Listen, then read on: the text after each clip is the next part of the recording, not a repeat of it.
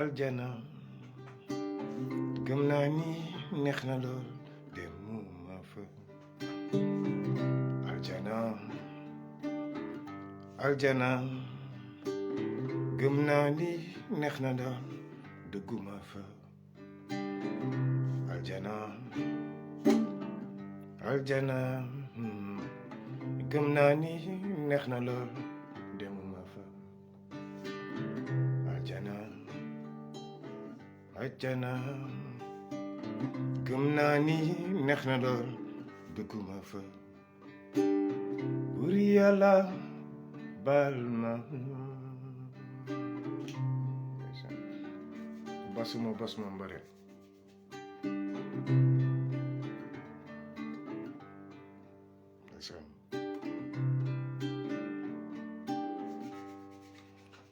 basuma mbare suñu bàyyiwul yi jooy te dañuy wax su ko non ko abidé iba famale inna lillahi wa inna ilayhi raji'un. Le Conseil constitutionnel vient de tout dire, mais avant de parler, le Sénégal est en deuil, oui. Tay damay wax de kenn duma tere wax. Aujourd'hui, c'était la fête de mon pays, qui est le Mali. Un pays exemplaire. Mais avant tout ça, Sénégalais, si gindigaale ci suñu maire bu décédé.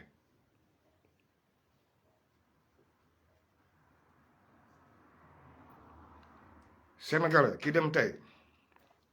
duma wax mukk si nit jamais de la vie tey la waali bëri ñu ko topp am ñu gang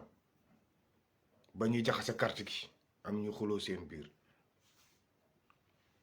Ahmed Thiou si gindigaale Amady Badiane si gindigaale Mar si gindigaale waali di 4e gosse doom bu góor bu maire bi ñuy xam maire boobu waali nekkagul ci Malick Sy suri demagul jàngi ji football case code waaw code 2009 2008 bi ñuy forcé booy bi di xeex fu nekk ku ko ne góor jigéen ñu rey suñu bopp ba daje Gambia ci kanamu Yaya Jammeh ñaata yoon code kenn xamul lépp kenn mënul wax lépp tam code yéen ñi ñëw bees nag yéenay fekk famille rajaxe ko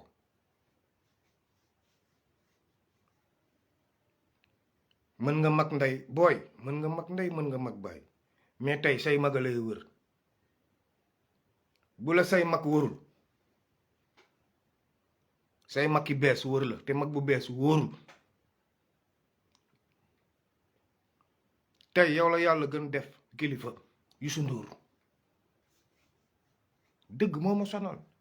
Youssou Ndour nga gis ndayam nday soxna Ndour yàlla na gudd fan tey yow la yàlla gën a def kilifa jël baay jël mag jël ndey jeex na te doo mag say mag a ngi fi bu la Sénégalais jay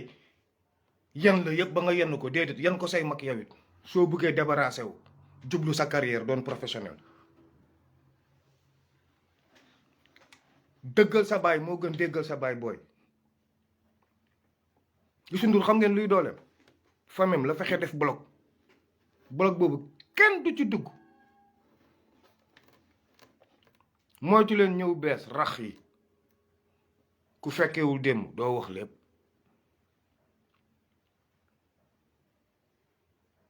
Amady Badiane siggil ndigaale tey maire boo xam ne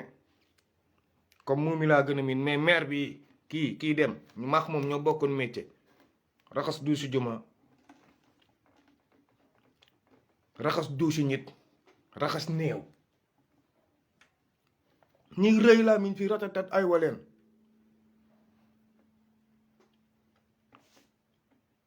su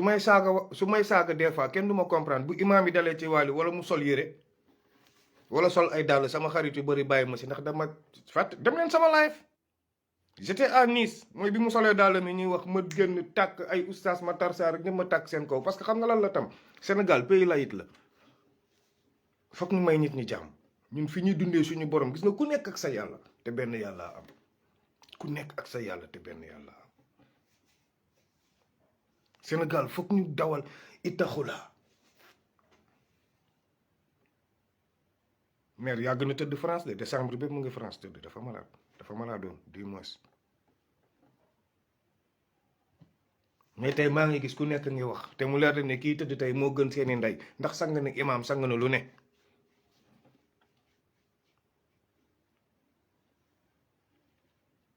Sénégal léegi dañu gëm ne ku baax da nga sacrifier ku baax franc-maçon nga ku baax man de waxuma leen franc-maçon xam nga imaam bu nee na diine bu bees gis nga xam nga nee nañ leen ku baax lii nga man sama diine ju bees ji laay andi imposé fa ubbi sama ngëndëm juma ba ma xam ndax Sénégal pays musulman la am déet parce que man Sénégal j'ai des problèmes ku baax da nga laal jinne comme jinne moo ñu gën ñun doomu aadama comme ñun jinne man j'ai des problèmes quand je vois sax vos petits marabouts là nekk si te bind ku ci gisoon jinne jàkk ma ñàkk sama nday xam lépp dëgg la bind nga xam ne lépp dëgg la dem leen Buro Faay Joola ci mer Kankuran fi ñuy gisee jinne yi dem leen xool li fa nekk ci dàll ëpp na 8 mètres cubes li fa nekk si dàll man ñaata mbër laa xam ñu simmi seen dàll foofu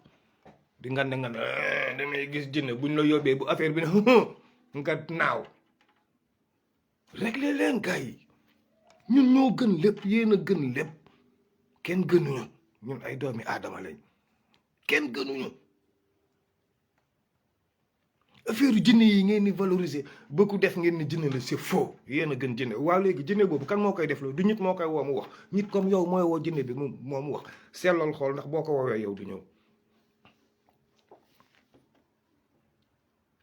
jinne ak diine du benn Sénégal nag jinne yi la ñuy bëgg a jaawale ak diine ji léegi jinne yi lañ jiital dëkku jinne la dëkku rap la dëngi waaye c'est pas vrai quand même revenons à la raison adduna jamono ju ne day toll fii Macky yóbbu nañ ci soxorante ba bu ñit deewee léegi gars yi dañuy jubilé waaye yàlla na Macky Sall dee ngeen xool ñun ñëpp taxawaat fii ne inna lillahi wa inna tey bu doon Marème Faye Sall décédé tey bii heure wallahi ak ku kontaanoon bii heure da ngay toog wax ñun ñii di ko saaga ndey ñëpp ku nekk da ngay toog wax am na lu ñu am lu kenn mënul jëlee si ñun muy dëggu ak bëggante moo lay won ne affaire bi du jëmm du xeet li ñuy bëggantee koo ko gis si moom yuuxu daw taf ko ndax doo ko nangu gis mooy yow li ngay bëggee sa morom deret le rouge c'est la suprématie président mooy dox si rouge kilifa rek kay dox si rouge lu ñu leen wax bi yonent bi riñaanee bi muy wàcc si yàlla tapis rouge la ko dérouleel aywa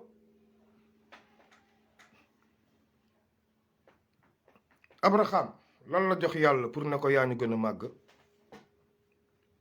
yonent la de yonent moo def sacrifice humain léegi ku def sacrifice humain ñu ne la franc-maçon rey ñaari xale sax ñu ne la wëy yaa yooyu sacrifice humain te Abraham jël doomam Ismaïla te rendi pour bëggal suñu borom je défie quiconque Abraham rendiwul xar de nay leer de Abraham rendiwul xar de Abraham ba moom bi paaka bi dawee ba lépp sant na suñu borom jàpp ne moom rey na moom def na li mu waxoon rey na doomam bi mu xippee bëtti ak yàqin nga mu nekkoon moo tax yàlla teg fa xar nay leer mais xam-xam boobu daan feeñu Abraham xam-xam boobu xam-xamu lan la ak ku ko fi andi ko dul suñu borom rabbu samaawaati wa maa fil ard lan moo tax tey biir juma ñuy julli ba pare imaam génn tuural yàlla xonkaay boobu rouge bi revenons à la raison tant que xamuñu ne ñoo gën lépp ñooy commandé lépp doo leen xam ne même état même justice même lépp yéen a koy commandé mais pour ñu commandé foog der bu weex dugg ci foog der bu weex ñëw Sénégal commandé Union européenne merci beaucoup et félicitations secrétariat d'État américain au moins vous avez des couilles Au moins, vous avez des couilles. Comme les politiciens sénégalais là, les soi-disant politiciens n'ont pas de couilles. Vous, Union européenne, vous, secrétariat d'État américain, vous avez des couilles. Sauf que, pour le cas de Ousmane Sonko, ils ont accéléré les procédures. Union européenne, je vais vous faire savoir une petite chose. Ces élections-là,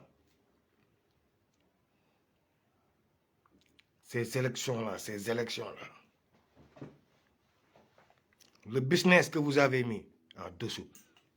on le sait. Ce que vous préparez, on le sait. Mais un peuple naïf, on le laisse goûter pour qu'il sache.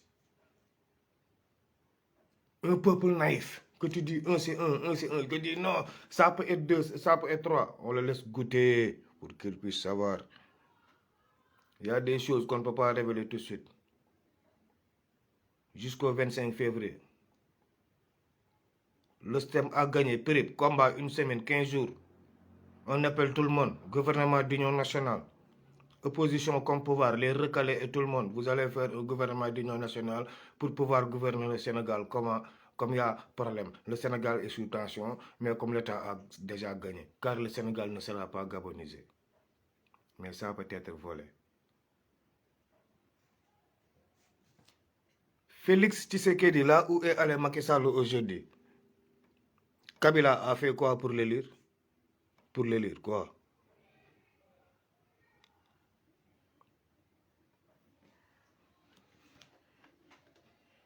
Vous pensez quoi? Avec combien de candidats? 20. Khalifa Sall a 4. Sonko 4. État combien? Donc il y a combien de partis? Il y a 4 partis actuellement qui vont compétir. C'est 4 fois 4. Ça fait 16. Donc les 4 autres, c'est des pions volants.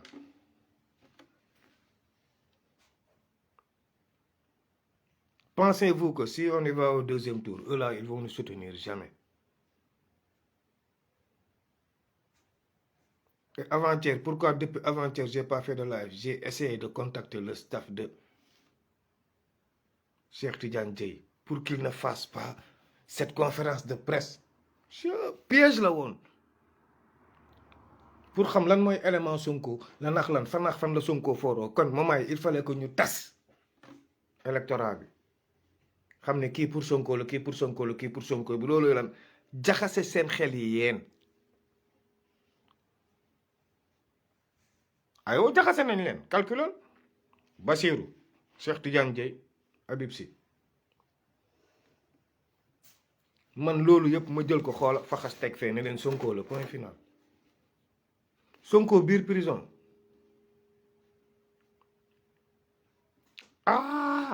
bu neexee Amadou Ba génn ne votal leen Bassirou Diomaye Faye bu neexee Guy Marius Sagna mu dem génn ne Sonko ne na ngeen votal kii ngeen votal Cheikh Tidiane Dièye bu neexee Habib Sy mu taxaw ne Sonko ne na ngeen votel ma parce que moom la ñu defee parrainage député Sonko bu génnoon tey ci teeyaay bakkanam toog biir këram Mermoz filmé boppam ne votel leen diw boobu ma gëm ne buñ ñu sàccee élection xoola ñu taal dëkk bi ndax Sonko il ne va pas se laisser faire jamais de la vie rang dispersé gañewul kenn léegi nag comment on va faire pour def bloc bi 3 la neex naqari ñett la yaa Bass yaa Cheikh Tidiane Dièye yaa Habib Sy man par principe ragaluma samay wax de du tey laa koy ragal Cheikh Tidiane Dièye moo juddoo Ziguinchor balaa may calculer kenn moom laay xëpp kaani sama booy ko ñëpp votel ko booy si Guinée Bissau Gambie ñëpp votel ko man j'ai pas froid aux yeux ñu bëri doon nañ gaaruwaale yi ne woon naa leen buñ ne prip ngeen d'accord dem élection ku nekk xam sa candidat aywa léegi nee nañ prip pourquoi mu choisir Cheikh Tidiane Dièye maître Mame Adama Gueye laa choisir ndax mooy punkal moom kese moo fi def don du soi maître Mame Adama Gueye mooy Cheikh Tidiane Dièye wax leen Maître Adama Gueye moo géré woon genre kii plateforme bu Cheikh Tidiane Dièye yor plateforme bi depuis Sénégal laa leen wax maa ngi koy topp laaj leen pour lan ma ne leen woon métti Cheikh Tidiane Dièye mooy dem moo tax man jour bi ngeen mën a bas affaire bi kase ma nit na xëpp ci suuf aywa ñu xëppante suuf fu mu yem neex laay feur yi bëri soo xam ne am na candidat wax ñëpp si suuf na leen Tahirou Sarr mooy candidat te man Tahirou Sarr oh ndeysaan te ma booy boobu moom rek a waroon présenté wu ngeen xam ndax dina jàll am du jàll ndax moo pël Fouta yi moo Amadou Ba da koy tër rendi ko gis nga nañu bàyyi di wax si suuf wala di wax en volet gars yi ñun ñëpp bokk combat bi ñu combat mais ñun Sonko lañ ne bu génnul kaso bi élection yi jaxasoo parce que ku mel ni man tey munoo ma wax votelal kenn ku bokk Pastef te Sonko waxu ko man personnellement man kenn duma ko defloo Pastef moom parti boo xam manipulateur yee fa ëpp ak fenkat yi non non non kenn duma ko defloo négatif nay leer rek dëgg moo ma sonal votel waa FRAPP wala votel coalition tel waaw mais foo waa Pastef dugg war pare ñëw xëccoo gouvernement bi jiiroo xiix comme ñu xiif négatif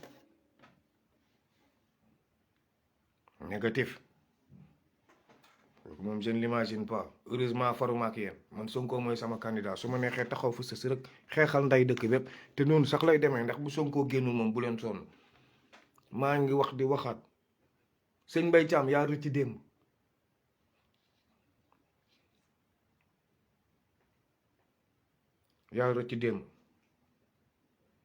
booy bàyyi leen naan ma Sonko choisir Diomaye Bassir kii moo ko choisir Birame Souleye Diop Guy Marius Sagna Sonko ñoom la tànnoon Sonko ne ñoom ñoo def affaire bu ñoom yonent bi defoon ak ay saabam koo tànn mu ne la tànnal sa morom tànnal kii moo ma gën a yelloo ci affaire bi tànnal kii moo ma gën a yelloo ci affaire bi noonu la affaire bi demee gis nga nit da ngay logique xam nga man di tóojantu naan ma kii mooy kii te ku kat sa jabar nga rendi ko bu leen ma dóoloo quoi man am na yenn wax yi mag laa man xam nga lu ma sonal hypocrisie sénégalais lu ñu def katt jabar jàmbur fajee ko astafirlaa wala laa xawla wala xawte xon doomu jàmbur mu dof nga fajee ko ay astafirlaa man gëwma loolu man ku ma def benn dama lay fay ba wis la man loolu laa gëm Sonko li mu waxoon c'est clair déggu leen di li mu waxoon France 24 xanaa yéen déggu leen bu nekkul candidat le pays sera au chaos gars yi même buñ leen faralee yéen ñoom même tey bu Sonko tey génnoon tey ne tey nañ leen jiital tey Bassirou Diomaye Faye ngeen foog na ñun dañuy génn ci campagne mais dañ leen di campagne mais dañuy kawate pays bi bu leen sax sonn Amadou Ba du campagne yenn électeurs yi duñ fi campagne ndayam ko bokk ci système bi doo fi campagne dañuy xeex ak ñoom nokk leen ay lacrymogène ay saboté campagne bi fu mu yem neex on s'en bat les couilles ñun foofu lañ toll ci combat bi parce que Sonko moo waroon nekk candidat gisubu luñ ko mun a daanelee nii ba effacé ko yéen ñëpp bëgg ko nangu di wut beneen plan quel genre de plan man li Sonko waxoon laa nekk Sonko moo fi ne tant que génnaatul ne woon ne léegi kaw boobu nañ ko bàyyi ci kaw boobu lañ koy teg nay leer bu deful élection na leen leer na le 25 février si ngoon le 26 février dañuy commencé xeex bu ñu xeexee au moins défilé 4 avril du am dinañu xeex ba ay mois de mai après Union européenne ak CEDEAO ñëppay ñëw xam nga fu ñuy mujjee gouvernement d'union nationale ndax Moussa Fall dina ko gérer liy contenir Moussa Fall bés boo leen nangoo dem dugal seen carte ci urne yi di ngeen xam ñu bëri duñu voter beaucoup d'entre vous ne vont pas voter d'abord France de source sûre ñoo xam woote nañu ba daaf man maa woote ba daaf ñu ne ma carte yooyu defaruñ ko sax ñi nga xam ne dem nañ Mantes-la Jolie ñëw consulat carte yi les cartes ne sont même pas encore faites d'abord déjà ñu bëri duñu voter Fouta électorat Fouta dina mat 800 000 et quelques ku xamul xamoo te ku dëgër bopp doo ko wax lépp da ngay bàyyi ba gatam laq nga ne ko pare ngeen ñëwaa nga ne kaa la ñu xeexi bu kenn wax man su ma sañoon ay ñoom ak na toon sox ni ñuy duggee ci sujet bi noonu di ko gas déedéet bàyyi leen sénégalais yi gis bàyyi leen ñu gis gars yi ngir yàlla gis nga moment bu leen débaati ñun xam nga ñun li ñuy déglu lan la Sonko di wax bu Sonko ne Bassirou Diomaye Faye la wala tey Habib Sy ñëw ne Bassirou la Cheikh Tidiane Dièye ñëw ne tegal na Bassirou waaw tey bu dee loolu ma ñeme ne bu ñu demee élection dóor kii premier tour wante ku dul voté nooy gagné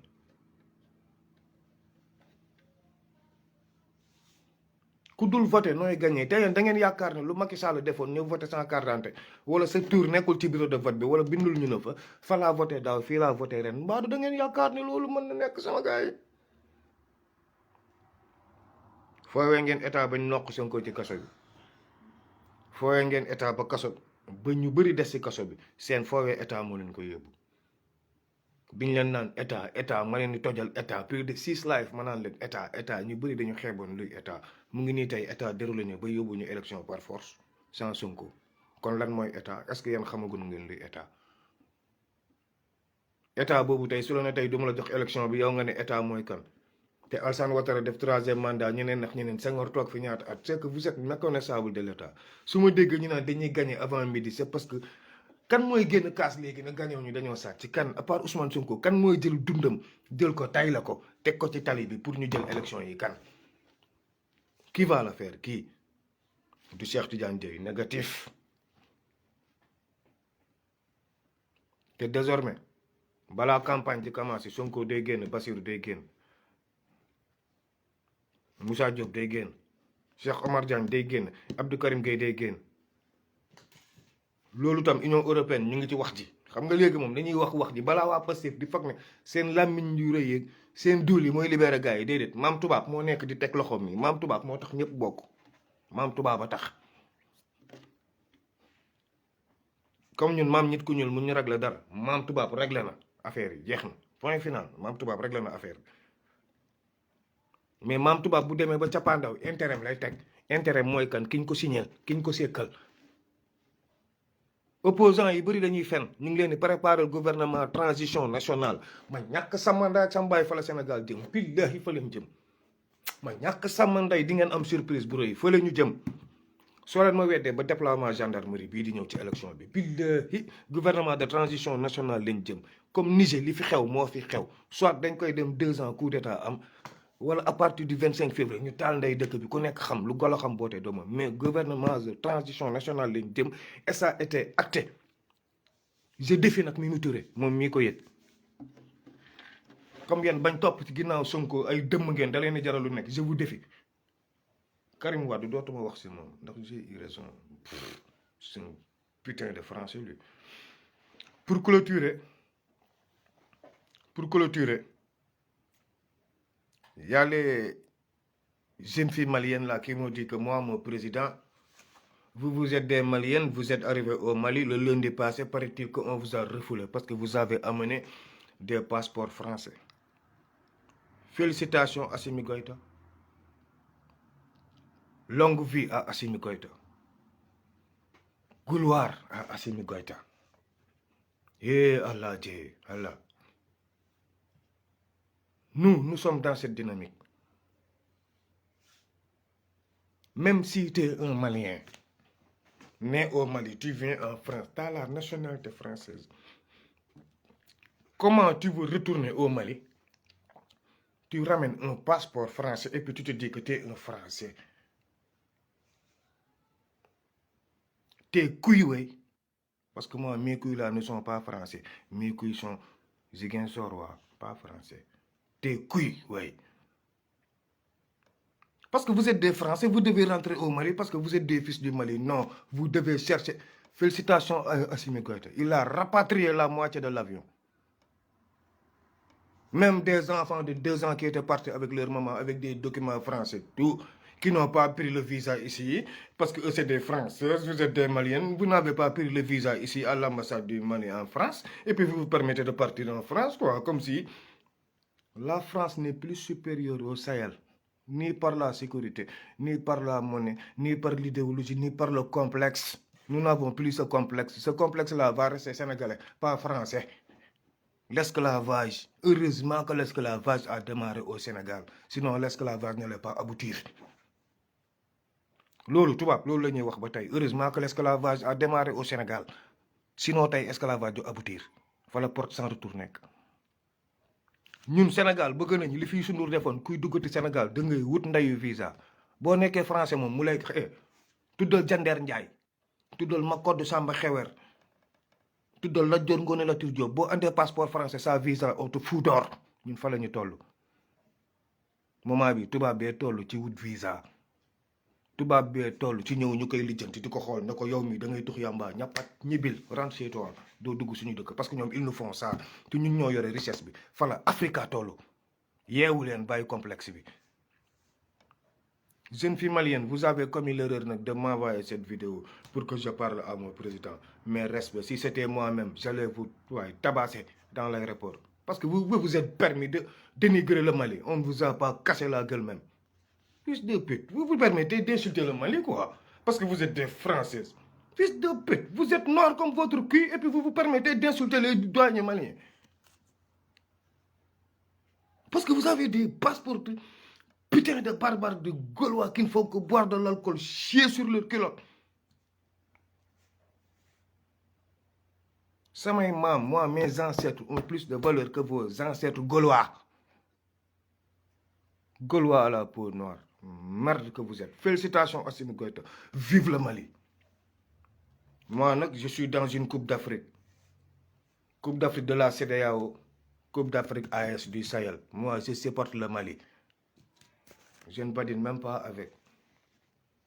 Félicitations mes gars. Basuma Mbari, ce que non ko abidé. Ndari.